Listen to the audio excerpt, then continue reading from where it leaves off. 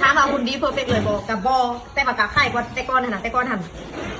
หาน้ำข้างนะ10 ปลายโลตอนนั้นหัน57 58ตอนนี้ยังเหลือ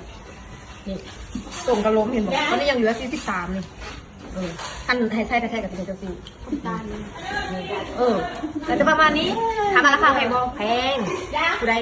เอาไปแบบผู้ใดมีกำลังแหงซื้อได้จะซื้อเลยกับโบแมนว่าที่ว่าท่านใดท่านละจ้าเอาอันทึกอันทึกมาขายแต่เฮ็ดได้แต่ว่ากินผู้ใดผลโมเฮ็ดมันเสียเห่าต้องกินก่อนอาหาร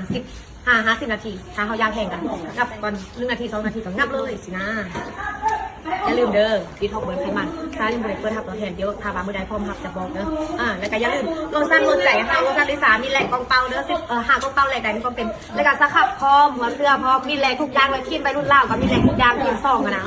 อีกก็มีแหลกทุกอย่างคือกินแล้วใส่แล้วบ่เสียหายผู้ใดเสียละล้านยกลงเขา